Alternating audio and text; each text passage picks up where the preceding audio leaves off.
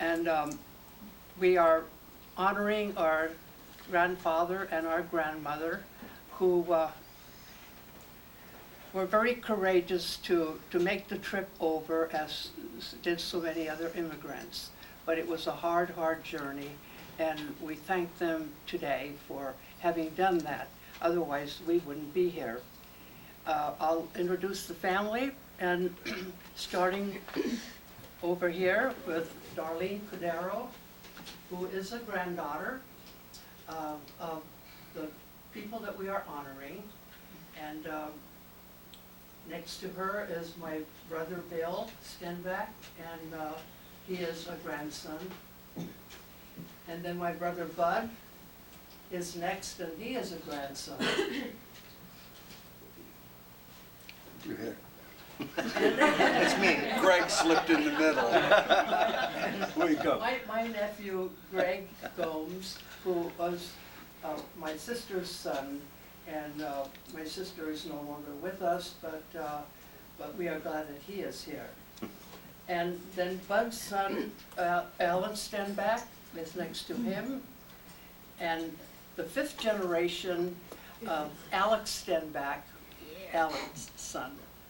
And then Carl Peterson, and as we relate the story of our grandfather coming over here, it was his grandfather who sponsored our grandfather. So he is related to us also. I guess some sort of cousin Carl. And of the remaining generation of my aunts and my mother, the last one living is Tiny, 92 years young, and so we're very happy to have her.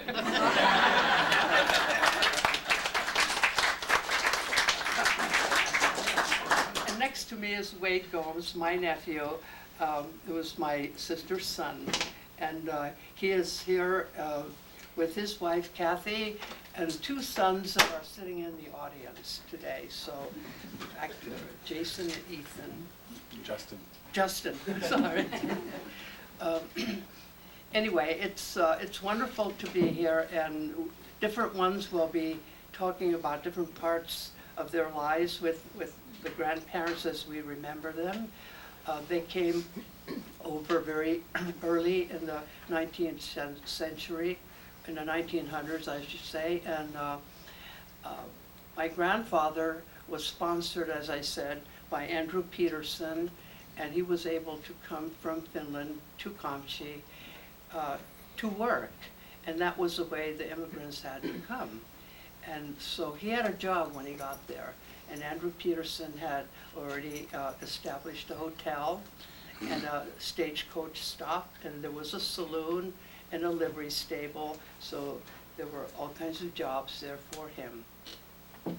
He worked for 2 years to earn enough money to send for his sister, Celia Lane, and for his fiancée, Hilda, to come over.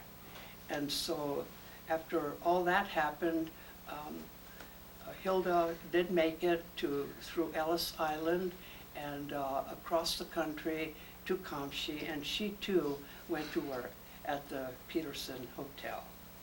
And so it was, they worked there together until they had enough money to buy the property that is our family property today. So the 40 acres is still part of the family owned, and the people that live on there are mostly family, and there are 3 rentals, but the properties are still within the family. When Darlene was working in Washington, D.C., she had the opportunity of going over to Ellis Island and was able to follow up and get some artifacts that you can look at later about my grandmother's, about the ship that she came on, and also other artifacts. So, Darlene, would you like to elaborate on that? Well, I was just amazed when I was at Ellis Island that you walk into the great hall and it's just mammoth. I mean, it looks like it's an open 5-story building. And I thought about these poor immigrants that had come from, and you can see the pictures where they came from down the back wall. Sometimes a 2-bedroom little house. And you come into this huge, it must have been overwhelming for them. You know, this is America, everything is so big. And I was thinking a lot about my grandmother too when I was there, because she came from Finland to Ellis Island and then by train to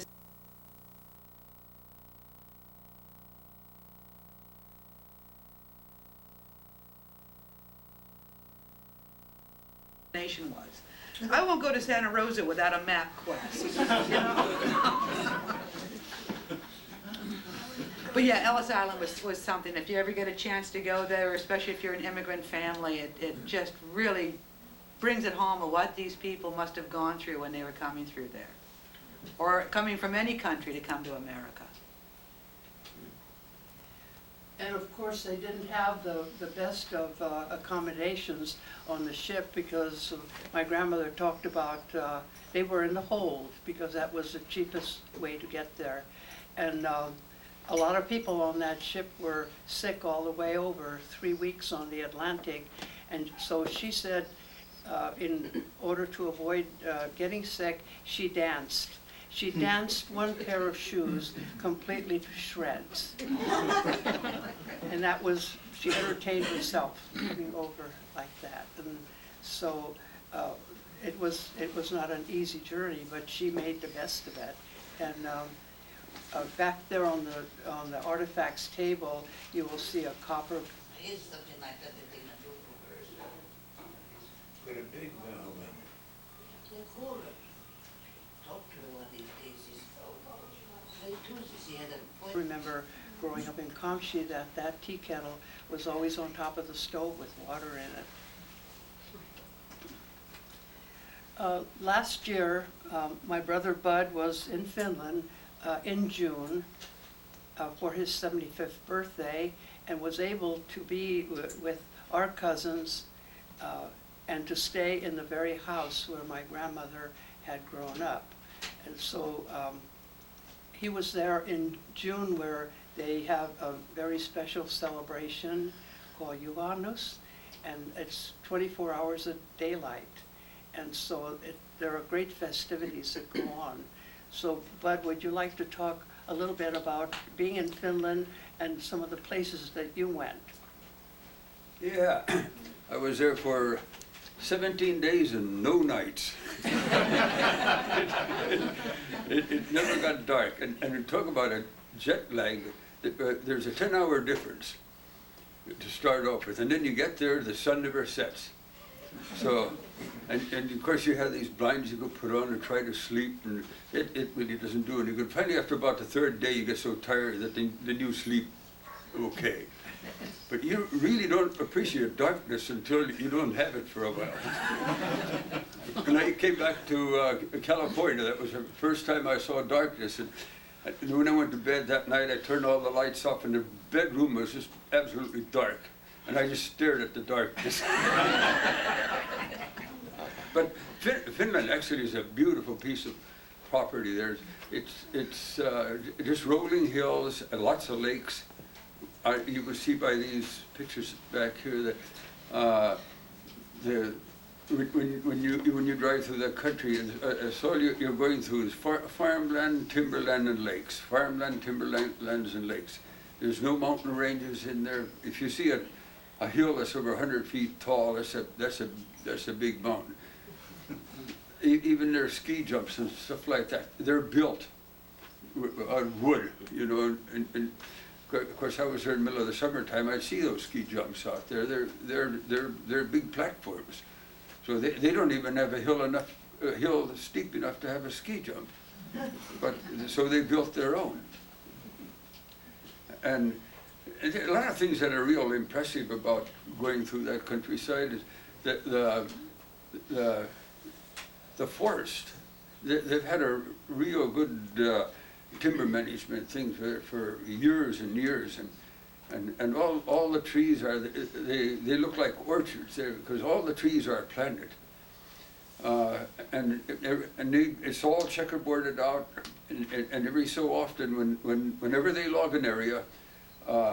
when they log it, you talk about clear cut, they even take the stumps and the limbs. And when they're through that clear cut, there's this dirt out there, and then they go out there and plant the trees. The trees are all planted in perfect rows, and then as the trees grow, you could look right down, just like looking down an orchard. And being that it's such flat ground in there, all the equipment is equipment with big rubber tires on it, and they could drive any place there. They have machines that are specialized for falling the tree and bucking it, and one that gathers the trees up, and they got a special machine that goes out there and pulls the stumps out, and they got special machines that plant the new trees. It's a real specialized forestry job there. Another thing that really impressed me is I asked a lot of those people, how do you heat your house when it gets so cold? We buy the hot water. So every town of any size at all, they have these power plants. And the power plants, like you see in the States, they have these big cooling towers that cool the water. Well, in Finland, they don't, for cooling the water, they send the water out through the town. And everybody taps into that. So everybody has these radiators around their house, and hot water coming into your shower and sink and whatever. That actually comes from the powerhouse. And all garbage that will burn, and all the stumps that they gather, and all the tree limb, anything that'll burn goes to the powerhouse, and that's what they use to make electricity, and then with the hot water they warm the town. So it's a real efficient outfit. When furthest north I went up, it was up to the Arctic Circle. It's all the same type of country. It's just kind of rolling hills and real green, beautiful. It's just beautiful. See, lakes. Well, if you look at that map over there, you can see how many lakes that there is. And after it's all over, you go out there and look at it. It's just full of lakes. Any low spot in the land is a lake. Only bad part is there's lots of mosquitoes, so you got to carry a lot of water on. So it was a great trip. I really enjoyed it. I met an awful lot of relatives, and we stayed with relatives all the way through. So it was a great 17 days. So whose turn?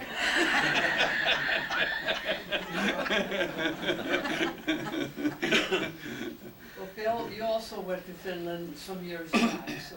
Yeah, it was the same. We went to pretty well the same area that Buddy went, so it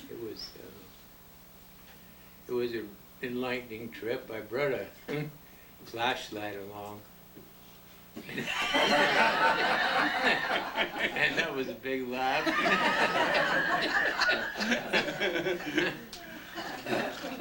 So we really didn't. We went into Stockholm and then drove up to Rovaniemi and came down through Finland and then took the ferry back to Stockholm and flew home. The thing that I thought was impressive that when Bud and my cousins went there this last summer, they stayed in my grandmother's home. And so a picture back there of her home was taken at midnight many, many years ago. And so now, over 100 years later, that house even looks better than it did then. And the only difference is that instead of being dark wood, it's now painted yellow. But very nicely kept and owned by the family, and just family members that go there can stay there or such, but it's not a rental as such. So it's nice to know that it's been preserved as we like to preserve things as much as we can here, too. My grandparents, after they bought their property in Comptche and had their 5 daughters and raised them there, Tiny still being here, probably has many memories, I'm sure, of those. But one of the things that happened was that when they grew up and they went away to work, and the aunts were all in San Francisco working, that eventually every one of them came back to Comptche, to the house, or on the property to live. Sometimes for a short term, sometimes for long terms. And Tiny has been a long-term one. And she's on the property but not in the house. But that 2-story house that my grandfather built, and he added a 2nd story in 1915, has been added on to over the years, and it's a 12-room house. And it's a big house. And so at the time when they lived there with their 5 daughters, there were 7 of them. And later on, after my grandfather was killed in the woods, and Tiny was the last one home, still going to school, his dream, of course, had been to retire the following year after she had graduated from high school, and then be able to leave the woods, which is where he was working, and very dangerous work in those days. And it was in North Spur that he lost his life from a tree limb that crushed him. And at that time, of course, there weren't any benefits to widows or to families. And so my mother and dad, and I was little, and Bud was little, we went back to Comptche to live with my grandmother so that she could be better taken care of at that point. And so again, then, when we became 4 children in our family, we again were in the house with 7 people.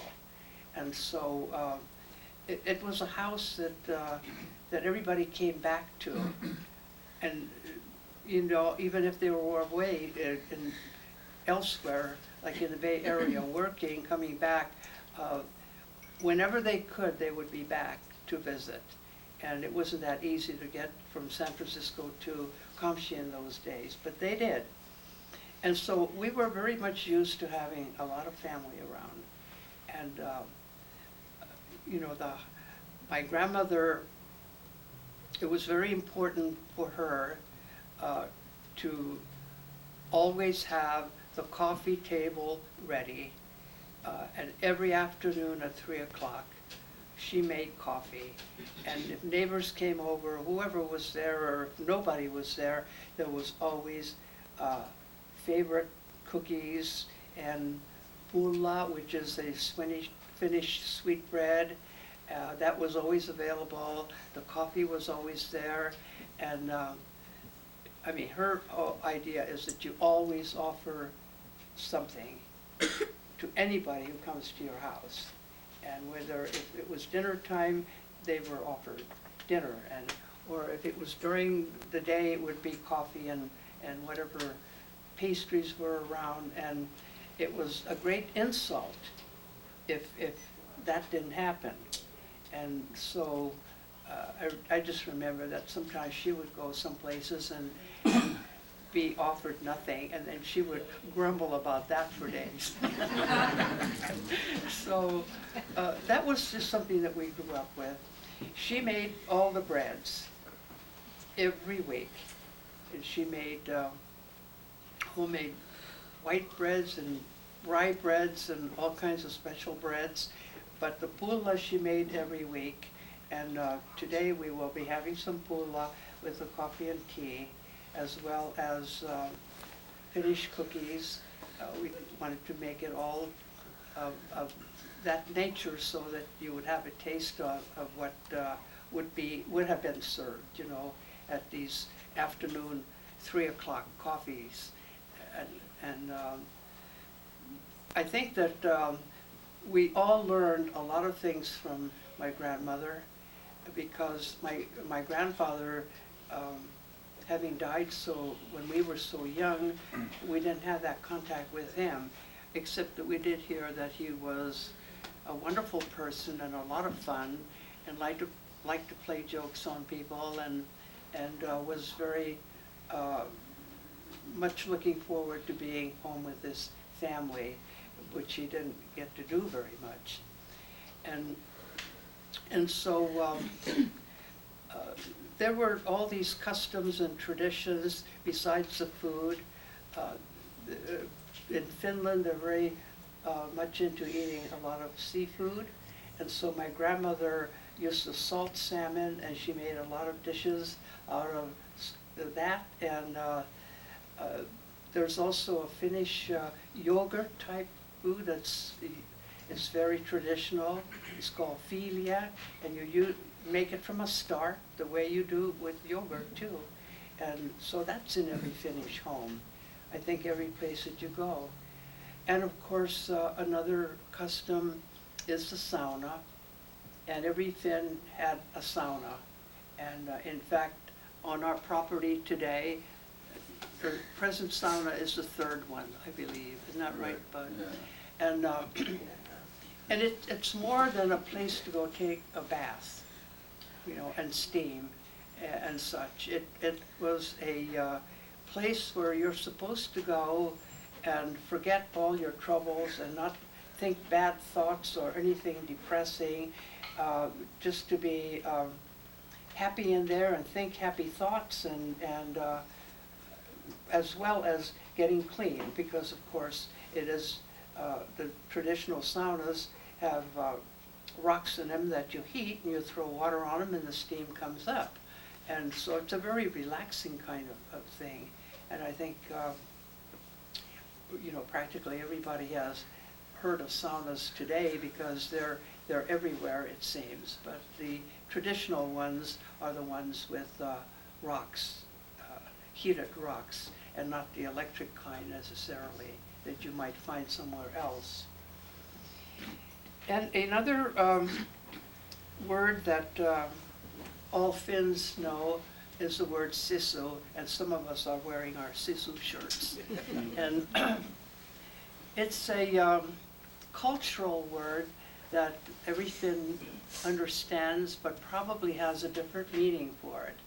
But it's tenacity, it's a stubborn determination to overcome overwhelming odds, whatever they may be. And that's kind of been the story of Finland anyway. After hundreds and hundreds of years of rule under Russia and Sweden, they finally got their independence, and of course are an independent nation today. But it was probably the sisu that did it. So you'll see sisu in relation to Finland many times, and it can mean a lot of things for a lot of different people. I wrote one column for the Beacon about sisu, just because people used to ask me so many times what it meant. You know, S-I-S-U, what does it mean? And so in doing research on it, I found all kinds of definitions. But I think a lot of it is just what you feel within. Is kind of your own philosophy of never giving up. And don't let obstacles get in your way, or think that you can't overcome them, because you can. And all you have to do is have sisu. Well, I think maybe, Carl, do you want to elaborate on anything about your ranch and about your family at this point? Because it was his grandfather that sponsored our grandfather. Well, the house is still there. My son lives in it in a big house there with his family and so forth in there. But coming back to Finland, I visited Finland, about the mid-80s, 1980s in there. So I used to work in Saudi Arabia a lot. One time I came home, or coming home, I got off the airplane in Amsterdam, went to Denmark, and then to Finland. I stayed Finland 5 days, but I didn't know any relatives at that time in there, so I didn't have a chance there. All I did is I drank beer with some gypsies. Yeah, they had a lot of gypsies up there. Yeah, but then I went to Stockholm, Sweden, and stopped there overnight, and came to London, and came back home. So that's my thing there. Now, but the ranch in there, well, it's still our family. Yeah, it's been since 1880. My grandfather settled there, but I have no idea how come he came to Comptche. And I but see, he was dead before, he deceased before I was born. I was born in 1920, and he died, I think, in 1918. I think they had that big flu epidemic and stuff like that. And that's when he passed away, which a lot of people did. So that's about all I had to say. Tony, did you have anything you want to add about Grandma and Grandpa? No, Me? Yes, you. Yeah. Well, my mother was born right in Comptche, and I was born there too, and yeah. So anyway, but my father came from Finland, and there and married my mother there. So I don't know. Anything else? I can't think of anything except that I'm the last of the girls that involved, so I'm the youngest and the oldest. Prettiest.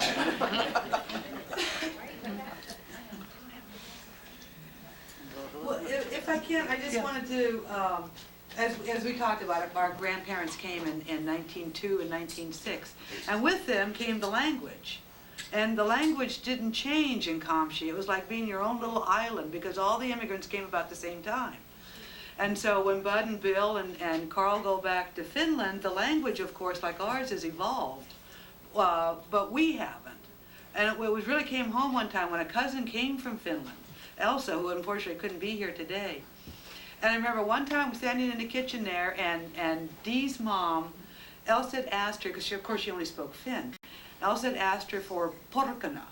Well, for us, porkkana would have been something with pork, because we'd Englished our Finn so much. Elsa was asking for a carrot. And it was just, for like a couple of years, these words would come out, and they would both stand and scratch their heads. Now, what does the other one want?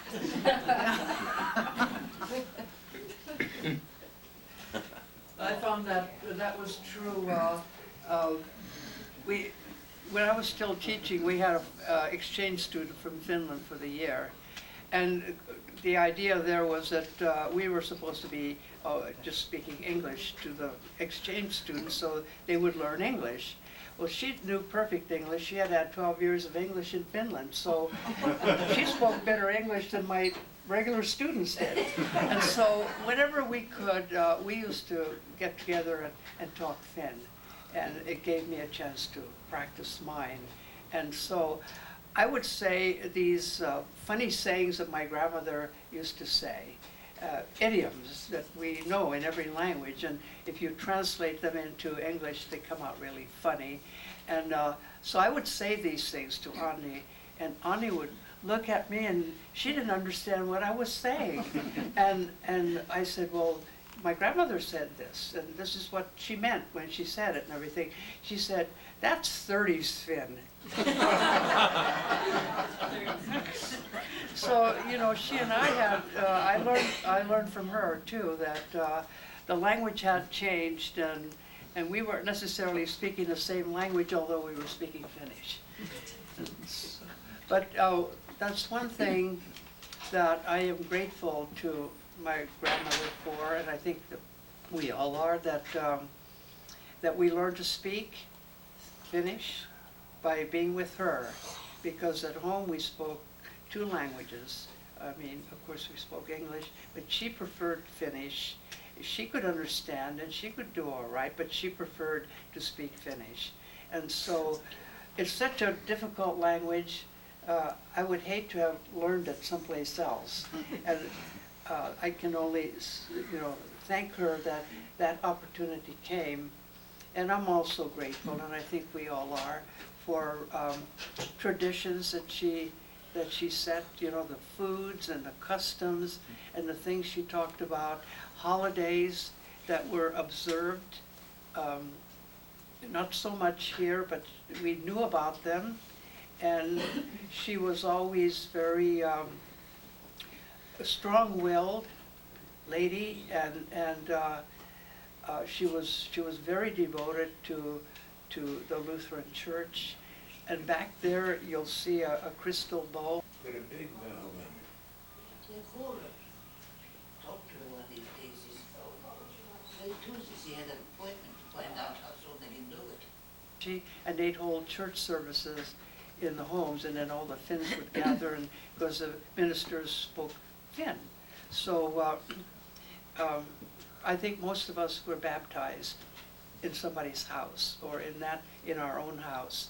And of course they couldn't bring the font from the church in Fort Bragg to Comptche, so these bowls were used, by the ministers. So I brought along that one bowl so you could see that that was a baptismal font in the Comptche house. This traditionally went on until finally the Finnish Lutheran Church became Trinity Lutheran Church, because there were no more ministers that could speak the language to come and give those services to the people. And the other people too, had, people were getting older, and there weren't as many Finns to come to these church services that were held in different homes. But she was very, very devout in that she taught us a lot of things, and she was very, very adamant about education.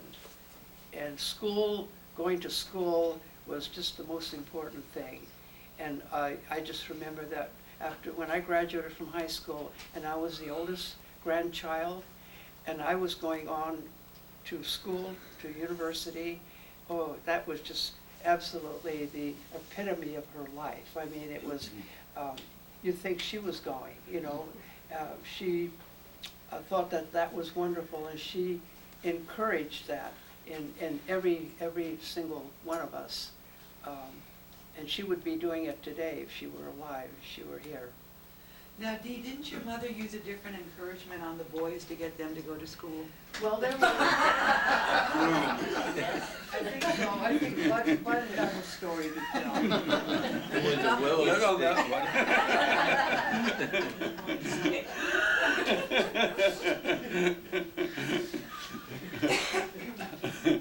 Bud and Bill both say that more than once they got sent to school with their mother behind them with a broom chasing them around. I do remember that. Yeah.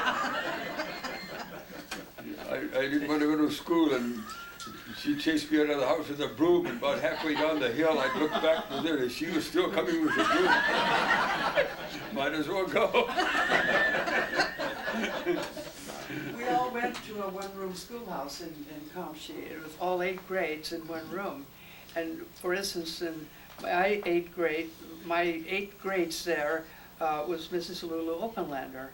And with all 8 grades and one teacher, everybody was a teacher aide. I mean, when you got to be in the 2nd grade, you were a teacher aide for the 1st graders. By the time you got to be in the 8th grade, you were a teacher aide for every grade. And a teacher aide meant listening to other kids read, or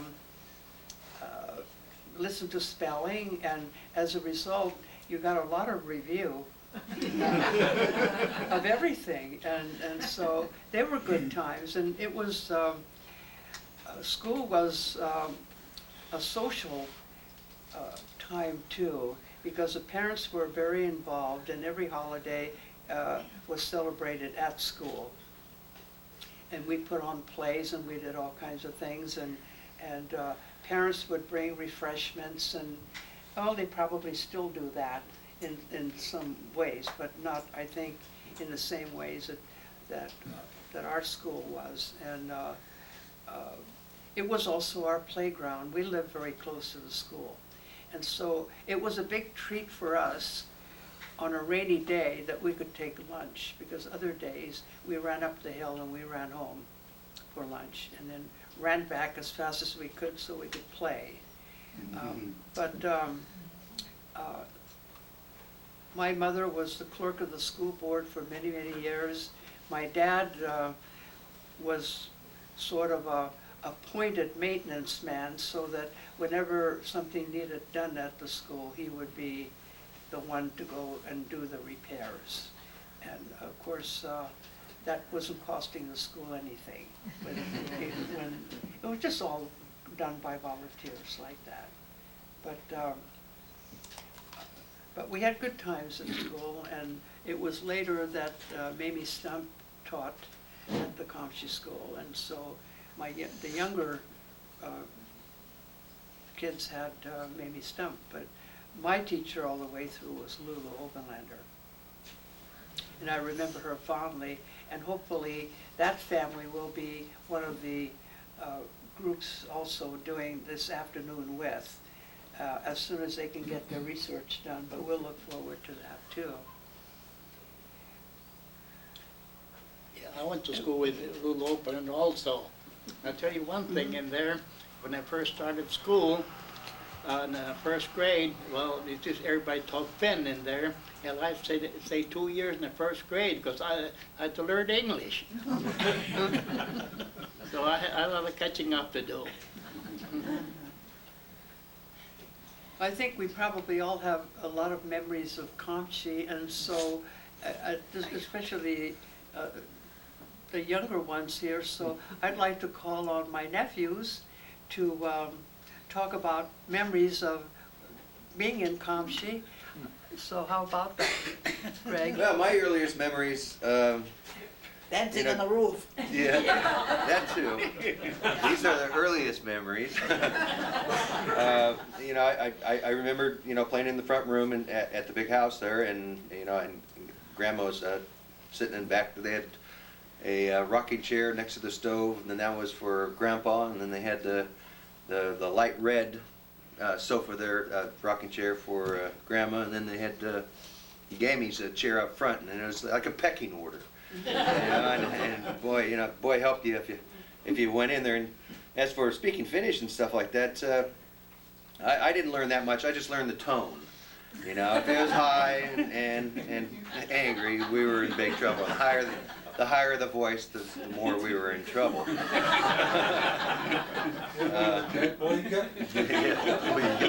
And you learn all that. You learn little bits and pieces of it and such. Like she says, the sound is still there. I got to take 2 of them while I was here, which is really great. I usually have one at my house. I just moved. I don't have one there now. But I will be building one. Something that I've always had. We've had a lot of fun. I think the biggest memories I have is probably that sauna. Growing up, learning what beer is and finding buddies still. That was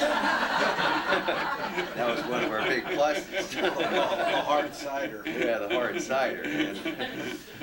And it's always been a great place. And every time I come up and such like that, I make it a point to walk around, and remember this, what was there, what was here. I'm up there with a metal detector, you're picking up little bits and pieces and such like that.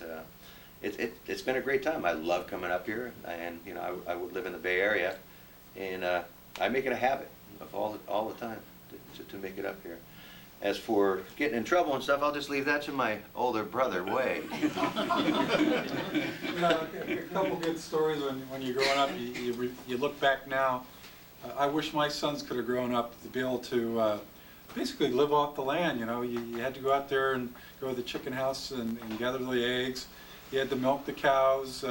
We drank our own, you know, milk from the cows, and made our own butter in the kitchen with great grandma. And one of the things when you come to Finnish food, for years I'd go back to the Bay Area because we used to just come up on the summers, and I'd tell my friends when I was, when, you know, we're talking in the 1950s and 60s, I'd go back and say, man, I don't know, how come you guys don't have these chocolate pancakes? Oh, they're the best in the world. And it wasn't until my 20s I found out what chocolate pancakes are from Finns. They use the blood of the cow to make it, you know. You need a lot of protein, and I thought they were chocolate pancakes, so that was one little lie. And to this day I stay away from the well because that's where the net key is, and the net key will come and get you. I never knew what it was, but I knew it was something scary, and you didn't go by the well, because they didn't want your kids to fall in the well back in those days. So there were some good stories, good times. The other thing that Aunt Dee forgot to say, you know, it was a 12-room house, but it was only one bathroom. Yeah. Because when they built the house, they didn't have bathrooms. You know, you had the outhouse. So to this day, I think it still only has one bathroom. But I can remember that as no matter how many people you had in the house, you just had one bathroom. And you look back today at how many bathrooms houses have, and what's it like to, you know, live in a house where you got, you know, a dozen people in it, and you all share one bathroom, you know. So the traditions, as far as the foods, everything was basically, we lived off the land. I'll never forget the apple pies. You know, we came right off the apple trees in front of the old Comptche house.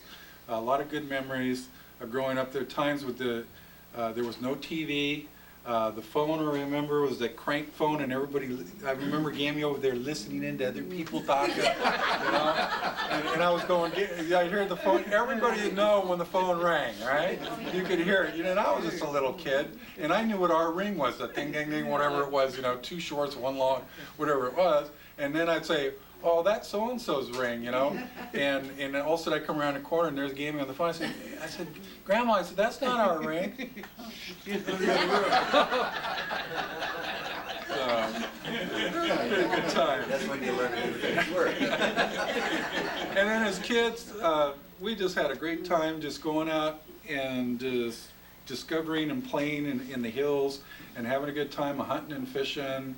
And every time we had a meal, great grandma used to go on the porch, and she had this huge thing that she'd just clang, and we could be 5 miles away and you could hear that in the Comptche Hills, and you know, all the kids would come running to the house for the meals. So you know, it's times that our kids don't have today, and they were enjoyable, and just really fond memories of those simple times, as I call them, good times.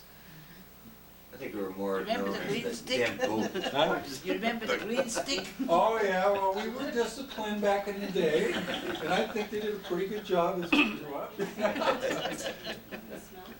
So, and we used to know, you know, like my brother said, that you knew when you were misbehaving, and you knew when you were not misbehaving. The Finns made it pretty evident to you. Well, I think Comptche was a good place to grow up. I mean, we had a lot of fun growing up too, and we had 40 acres to run around in, and we played a lot of Indians, and we'd move all kinds of things up on top of the hill on a Saturday and play like we were Indians, and build this and build that, and then haul everything back. And of course, we had so many animals. I mean, we had every domestic animal known, and my grandmother had cows, and she had like 5 cows, and she herself milked them, and we learned to milk cows also. However, she always said that none of them performed the way that they did for her, and so she really she loved the cows, and they provided cream that she sold, and of course we always had milk and cream and whipped cream, and she made butter, and you know, it was just a way of life, it seemed like. I remember that when we were little and we'd go to San Francisco to see the antiques and go to all the kinds of things there, that the first time tasting sliced bread, like Wonder Bread or something, we thought it was wonderful. We had never had anything but homemade breads. Can you imagine today, I mean, wouldn't we all like to have homemade bread all the time instead of store-bought? But to us, it was a treat. But I remember that we did not like the pasteurized milk because we had never had anything but cow's milk. And so this milk that came in bottles just didn't do it for us. But it was a good place to grow up, I think, and we had a lot of fun, and people visited back and forth because, of course, there wasn't the opportunity to watch TV. There wasn't any TV and barely had radio, and so visiting other people and neighbors was a big thing to do, and people did that. And we lived sort of far apart from each other, and so our opportunities of being with other kids was really at school. So how about you, Alan? I would say that, you know, growing up there and having our family get-togethers that we had, that's the most fondest memories I have. I mean, we didn't have a whole lot of people living in Comptche when I was a kid, so when you had company coming in, it was something special. And, you know, when we got our family reunions together, we had a lot of people there. Family, friends, the Hodlas, Maori and Timey and that gang, and I mean, and then all the cousins would be up, and we'd just have a good barbecue, and everybody would have a fun for the whole weekend. And I think about those a lot, you know. Those days are gone now, but had fun. They're not really gone. No. It's just, even today, like when my brother Bill celebrated a milestone birthday last year, he chose to have his birthday in Comptche, and everybody came. And so it's still a place to go to. And it's more than just a space, that there's space for everybody, but it's also the feeling and the spirit of it all, I think. And we have family that are scattered all over. I mean, we have cousins that aren't here today because they're living in Las Vegas, and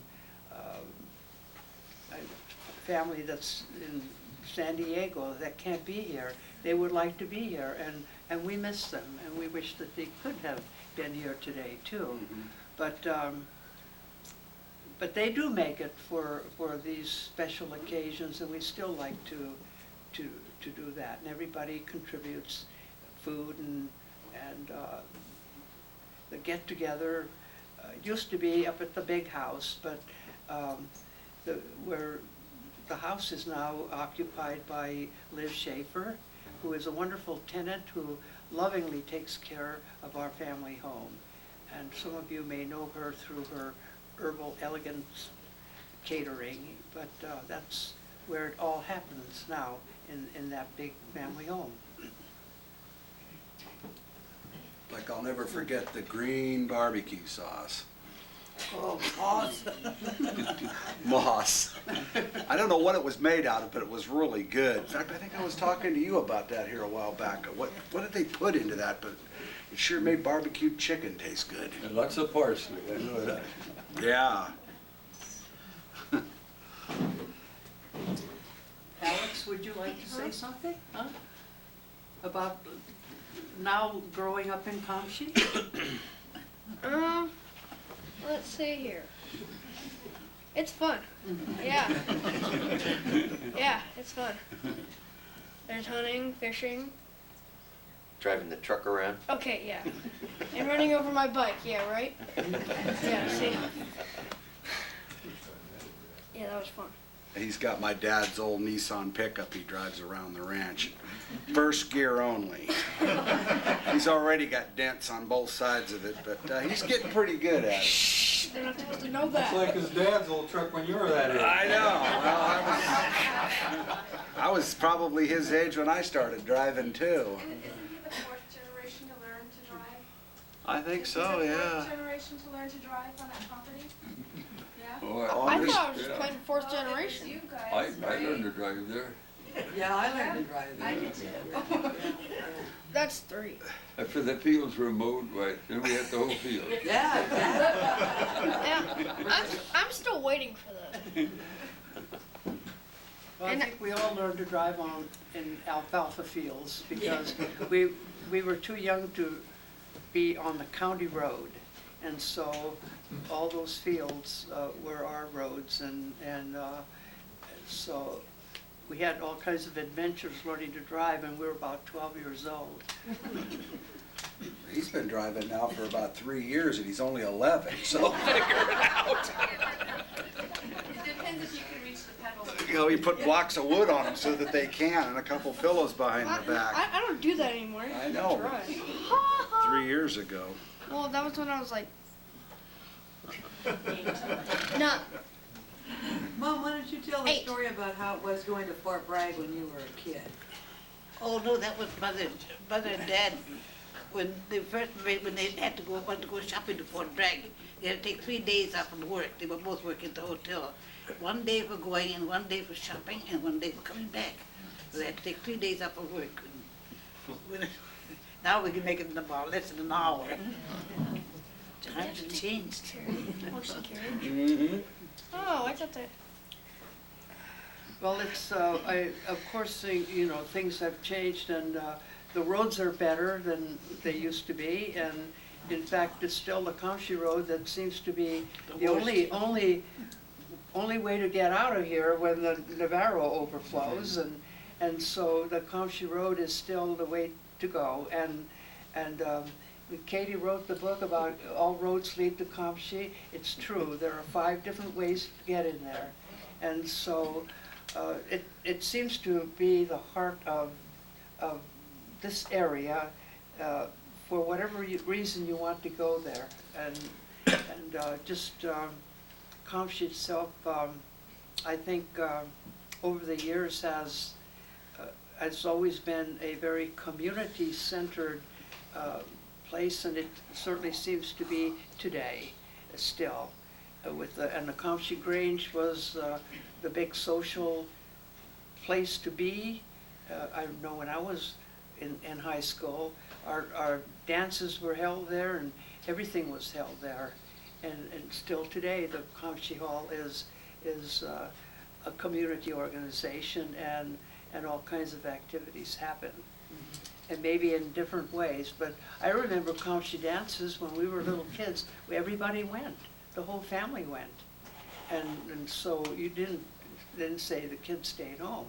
The kids went too, and in between dances, we used to slide on the floors because they used to sprinkle wax on the floors to make it easier to dance, and so in between times, it was a lot of fun to slide all over the floors like that. And then when we got to be a little bit older, we danced also. And because I remember dancing with my dad and I was holding on to him by the knees. So it was a lot of fun. It was really a social time for everybody. It wasn't just for adults. And I think that they still are doing that.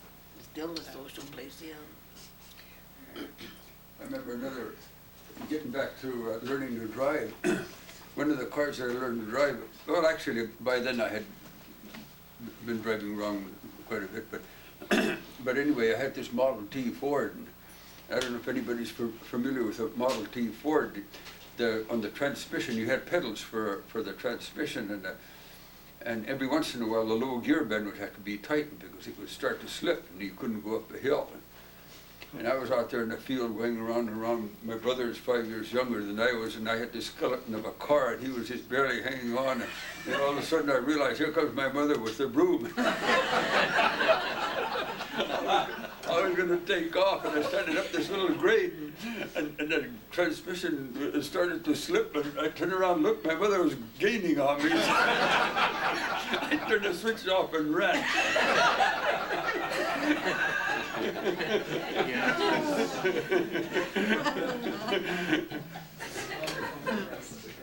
And we thought you were such a good boy. Can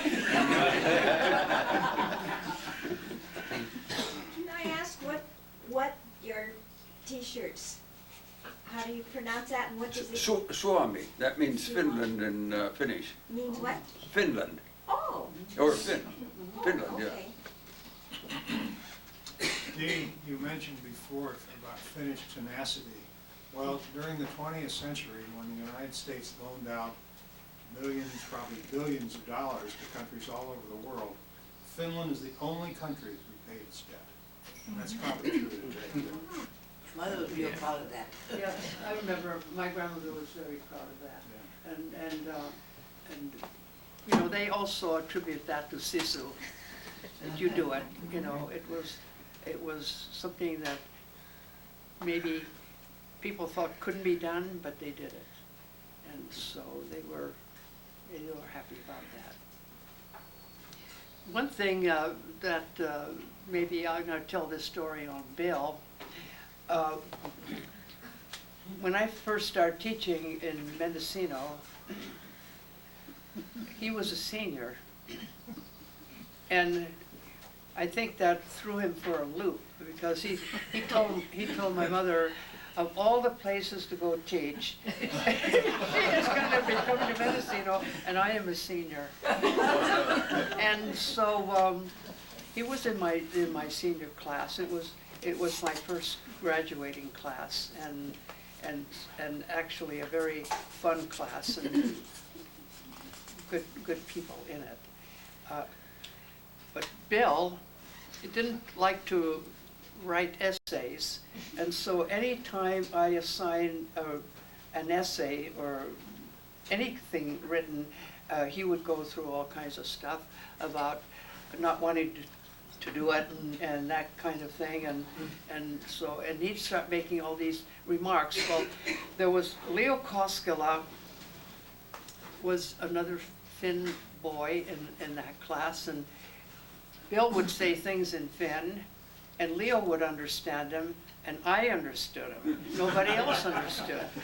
So I used to take my roll book when he did that, and I'd hit him over the head with it.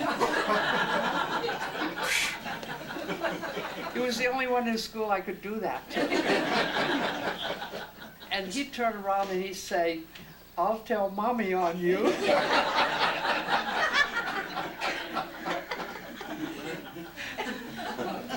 And I said, "I'll tell her first." So by the time he got home, she already knew about whatever antics he had been up to. That's why Bill's always a little bit shorter, but. A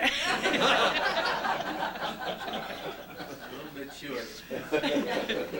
But anyway, we both made it through the year okay, and they were a wonderful class. It was a good group of kids, and about 2 years ago had a reunion of the whole 50s decade, and that whole class pretty much was there, and plus all the others from the 50s. A big turnout, and it was fun to see them all, and to see them grown up and doing all the things that they had already done in their lives, and which is true of every class, I think. But I think you kind of remember the first one, and I guess that I especially remember it because I had to put up with my brother Bill that year, but he had to also put up with me. Got hit on the head with the book. Jill. Would you tell us your grandparents' names again, and the daughters and the birth order? Oh, yes, okay. My grandfather's name was Matti Junttila, and my grandmother's name was Hilda. And then my mom was Mamie, and she went by May. And then Ida was next, and then Anne, and then Helmi, and Tiny, who is here. Actually, her name in Finn is Dune. Nobody could pronounce it so. Well, it Means just, the same. Yeah. Anyway, she's been known as Tiny because of the difficulty of Pronouncing that name. pronouncing the word. And when I was born, my grandfather had asked what my name was, and my dad had decided to name me after Dolores Ray and Faye Costello. Or Faye Ray, I'm sorry, Dolores Costello and Faye Ray, and so he said the word, the name, and he just shook his head. He could never ever say that, so he called me Dutta, and Dutta is little girl in Finn. Dee, one of your family members is responsible for our son's name, and that's Buddy over there. Because our son's name is Matthew, and he's named after his Finnish grandfather on the property. And the first time Buddy saw Maddie, he said, "Pikku Matti," little Maddie. And Maddie went all the way through Mendocino High School being called Maddie. And to all his close friends still now, he's Maddie, and it's Buddy's fault. There you go, Grandpa. Pikku Matti. Well, and Buddy, of course, got stuck with Buddy because of me. I was 18 months old when he was born, and they were trying to get me to say brother. And I couldn't say brother, I said Buddy. And so the name stuck. And because he was stuck with Buddy, even after he grew up so tall, I call him Bud, just to even things out a little. In a remote place like Comptche, how did the Second World War affect you? Well, I think that we were, We were all in the city. but it didn't affect us other than the fact that we were going through rationing like everybody else. And we also took part in the aircraft warning service. So we had our turns doing that. At first at the Newman property, and I think we talked about that when when Maggie Newman was here. And then later in Comptche, I was in high school at the time, so we took our turns on Saturdays when we were home from school.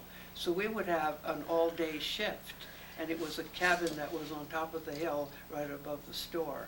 And we were that was part of the war effort of reporting planes that were flying over. And there was a place, a number that we had to call to report planes, and if you could see them, and I don't know, you had to try to say how many motors and what direction and how high they were and things like that. I think probably just maybe the gas rationing and the tires, and also inland, even though we were that far inland, we had blackout curtains, just like it was here on the coast. And I remember my mother made blackout curtains for every window in that house, and it's a two-story house, and there are a lot of windows. So we had a lot of black material left when the war was over, and those didn't have to come down. I mean, they didn't have to be up, they had to come down, and so, yes, Rex? PD, what about the Depression? What do you guys remember about the Depression in the 30s? What was it like? Oh, we all found we were working, but the wages were very poor, and we made a living the best we could, but it wasn't easy. We went. But you guys were on the ranch then? In the 30s. No, I was in San Francisco by that time. Oh, you were? Yeah, I was working in the city. I don't remember very much about the Depression, but I think that it just, what I heard from from people. But I think the people on the ranches They did were better, we much raised our better own milk and chickens and eggs and everything. We raised most everything and vegetables too, so. That's, my parents came off the ranch at Clovelo. My dad said he had $1.17 for 4 years. But you know, people on ranches fared better than people in cities because they had food. Jobs were very scarce in those days, during the Depression too. You're lucky you got a job. They did a lot of bartering there too, because I remember, you know, like fishermen and butchers and stuff like that, they'd come out to Comptche to sell fish or meat or whatever, and they'd trade for whatever we had. Especially in the summertime, we had a lot of vegetables and fruit and stuff like that. Well, you trade that for fish. There were a lot of times there was no money involved at all. It was just trading one for the other. And you have to remember too that Comptche didn't get electricity until, when was it? 1950. 1950. And when one rancher would kill pigs, let's say, or a cow or whatever, he shared it with everybody, so that you didn't have any place to really preserve it. So. When you put it, then you put it back. Well, this is what happened, I think, with a lot of that in growing up with all these animals and things, even though many of them became pets, we realized that in time they were to be butchered. And so we had to accept the fact. I mean, yes, we could be eating meat and crying at the same time. But it was a reality of the situation. But there was a lot of trading, and because there weren't freezers to freeze meats the way we do today, everybody shared. So if your neighbor butchered a cow, they would share with the neighbors, and the same thing, the next neighbor would share when they butchered, so that nothing was wasted. You canned a lot of the meat too. But there was a lot of canning, and in the summertime, all the fruits and vegetables that my grandmother and my mother canned, and it was always the hottest days of summer, of course. It was 100 and something outside and felt like 200 inside because the wood stove was going, because they had to do it at that time. I mean, nothing was wasted. But it was all good in the winter, you know, to have all those shelves be filled. I just remember our cellar was there for that purpose, to have all the canned goods. Tiny, what kind of work did you do when you first went to San Francisco? I went to school and I went to cosmetology school. I was a hairdresser. I did hair until the pay was so poor. I worked 6 days a week, and I got $7 a week. $7? $7 a week was for 6 days. So then I went to work in the office, and I got $90, and I thought it was nailing. So where did you live when you were working? Oh, my sisters were down there, and I lived with them. Some of the girls who lived in San Francisco with them. I was lucky to have a job in those days. But actually $1 a day at that time was fairly good. Oh, yeah. income, was it not? You could buy a pair of shoes for a couple of dollars, and a coat for no more than $5. The Depression, and meat and food was cheaper too. Otherwise, we would have starved. Of course, when he came home, he brought home a lot of bread and stuff from home for a while. So it was easy, but we lived through it. You appreciate things a lot more nowadays when things are so much better. And when you came home to Comptche, did you come on a Greyhound bus or how? No, my brother-in-law, somebody drove up, or somebody had a car, and we always came up, with friends and family and things like that to come here. And that was like heaven coming home for a weekend. Eat plenty. Fill up. Yeah.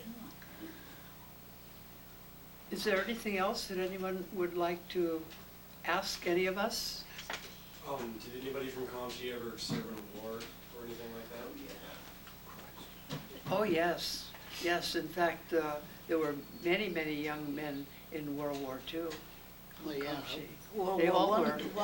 World War One and Two, both. Yeah. Yeah. Yeah, in fact, I was on Midway Island December 7th when they struck Pearl Harbor. Actually, I was a civilian worker there. And then that night, the Japanese started shelling us, and they used to shell us every night there for weeks. And then nothing came in there because Pearl Harbor was so badly thing that nothing came there until last of January. And then there was about 200 of us civilian workers there. They started taking some of those out of there, and then they brought some more Marines in, and they were just kids in there, just thing in there. And I was pretty young myself, and the kids they come to help you there. They jump on you like kids do. Yeah, but I was one of the last civilians. Actually, the turning point in the war was the Battle of Midway, and I got out of there about 3 weeks before that, and I came into Pearl Harbor, and I could have stayed in Pearl Harbor and probably missed the whole war. But all my friends had gone to service, so I came back to the States. Then I got drafted in there, and I went into took my basic training. Then I transferred in the paratroops, and then I was in Europe with the 17th Airborne. And in fact, we made the last airborne landing, but we went in by gliders, and that was another fiasco there. I mean, we wrecked in there, and we went in there, and right away the Germans in there had to start fighting. And yeah, that's the way. That's war. War is hell. Yeah, you fought in the Battle of the Bulge, didn't you? Yeah, I was in the Battle of the Bulge. That was cold. It was frosty and stuff in there. And actually, yeah, I remember one time in there, we were attacked the Germans, and actually, a company has 3 platoons in there, and I was a reserve platoon in there, and then they withdrew and it got dark, and then but because I hadn't been in the combat, I had to take a patrol up there at nighttime, see what the Germans were doing. And it put white things in there, which was all snow, and then we went in there and pretty damn scary. And then we just found out that the Germans had pulled back also. So that's the way it goes. Well, we really thank you so much for being here today to share this memory of our grandparents and also other members of the family, and also to honor them for what they did in order for us to be where we are today. And we invite you to have coffee and tea and share with some of the foods that are Finnish in origin, and it gives you an idea of what the coffee table is like. That when you hear the coffee table, the Finnish coffee table, this is a part of it. And at this point then too, we'll say farewell, and I'll say "Sittenähän," which means we'll be seeing you. And we're saying that to our relatives in Finland too, as they watch this tape. Sittenähän. It's a good finish. Yeah.